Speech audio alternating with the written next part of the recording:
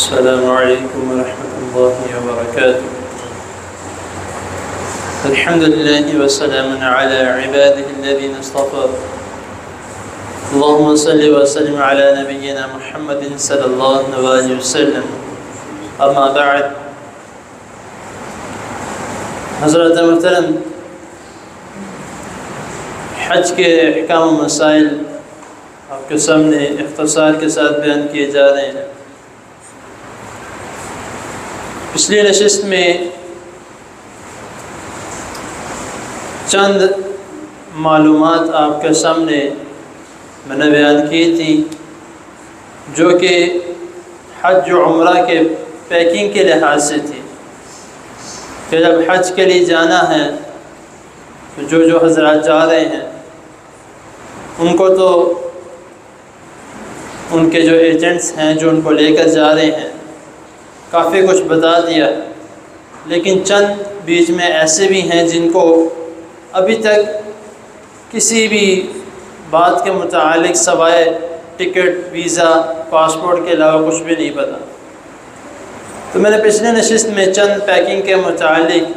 آپ کے سامنے باتیں بیان کی تھی، اور اس میں سے کچھ ایسی باتیں تھیں جو میں نہیں کر سکا،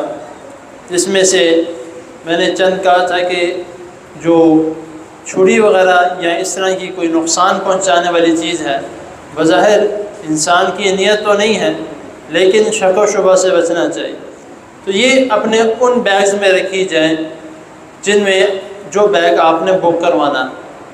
اور دوسری، اکثر ہمارے دوست احباب جو ہیں وہ نیل کٹر اپنے ساتھ بیگ میں رکھتے ہیں کہ میں وہاں پر جا کے جب غسل کروں گا ایئرپورٹ پہ یا جس جگہ پہ وہ جا کے رکتے ہیں، تو میں جب غسل کروں گا تب بھی اپنے ناخن کاٹ کے تو اپنے بیگ میں رکھ لوں گا۔ یہ بھی اس طرح کی بھی جو چیزیں ہیں وہ روک لیتے ہیں، کیونکہ جدید مشینز کا وہاں پہ استعمال کیا جاتا ہے،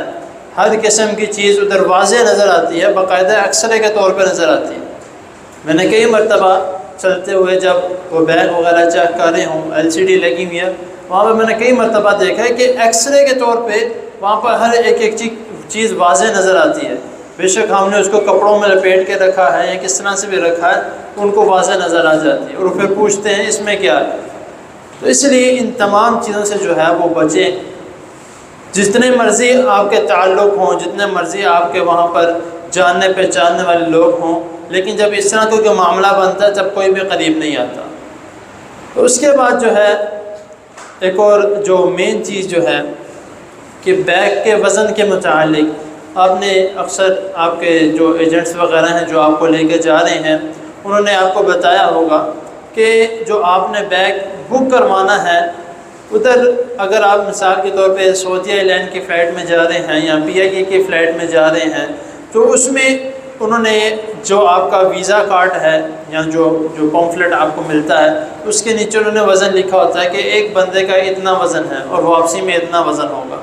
تو اگر سعودیہ ایئرلائن کی فلائٹ ہے اس میں تقریباً 23 کلو کا وزن لکھا ہوتا ہے، اور اگر PIA کی فلائٹ ہے اس میں تقریباً میرے خیال سے 21 یا 22 کلو کا وزن لکھا ہوتا ہے۔ تو کوشش کریں کہ اگر 23 کلو کا وزن یا 22 کلو کا وزن لکھا ہے تو 100 گرام کم ہی ہو، زیادہ نہ ہو۔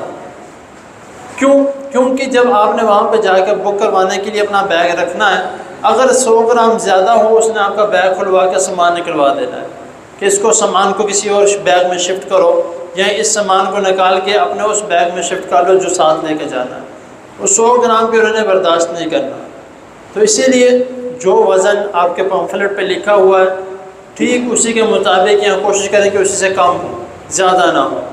کیونکہ آگے جا کے افراتفری پڑی ہوتی ہے۔ تو کوشش کریں کہ جو ٹائمنگ آپ کے ایجنٹس نے بتائی ہے کہ 4 گھنٹے پہلے جو ہے ایئرپورٹ میں موجود ہوں، بلکہ بورڈنگ کروانے کے لیے جو ہے وہ پہنچ چکے ہوں۔ وہ بھی کیوں؟ اب اکثر کہتے ہیں کہ یار بڑا ٹائم ہے، ابھی تھوڑی سارا کچھ نکل جانا ہے، 4 گھنٹے کون وہاں پہ انتظار کرے گا؟ 4 گھنٹے میں سے 3 گھنٹے ایسے گزر جاتے ہیں پتہ بھی نہیں لگتا۔ آپ کے بورڈنگ کروانے میں، بکنگ کروانے میں، آپ کو وہاں جہاں ویٹنگ ایریا میں پہنچتے ہوئے آپ کو 3 گھنٹے گزر جاتے ہیں، پتہ بھی نہیں لگتا۔